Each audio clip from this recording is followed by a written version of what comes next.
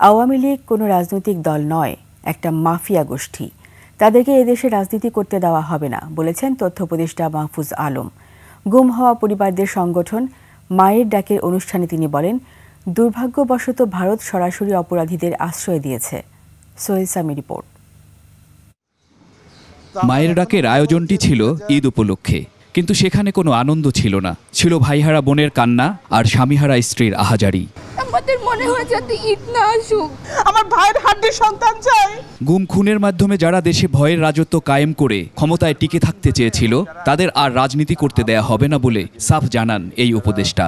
আওয়ামী লীগ শুধুমাত্র বাংলাদেশের জনগণের শত্রু, এই ভিন্ন এর কোনো পরিচয় নেই। এটা কোনো রাজনৈতিক দল না, এটা একটা মাফিয়া গোষ্ঠী ছিল। যে মাফিয়া গোষ্ঠীর প্রধান ছিল শেখ হাসিনা। কোনোদিন আর আওয়ামী লীগকে আমরা এই দেশে রাজনৈতিকভাবে এখানে দাঁড়াতে দিব না। কত হাজার গুম হয়েছে এই পরিসংখ্যান চাই না। যারা আমাদের ভাইদের খুন করেছে, গুম করেছে। সিল্কোর সিল্ক অ্যান্ড শাইন, যাতে আছে আর্গান অয়েল ও ওট প্রোটিনের গুডনেস, যা আপনার চুলকে রাখে হেলদি অ্যান্ড শাইনিং। আমরা তাদের দেখতে চাই, বললেন মায়ের ডাকের এই সংগঠক। আমরা শুনতে চাই না যে অনেকজন মানুষকে বুড়িগঙ্গায় নাশিতারক্ষায় ভাসিয়ে দেওয়া হয়েছে। আমরা শুনতে চাই তাদেরকে কারা টর্চার করেছে।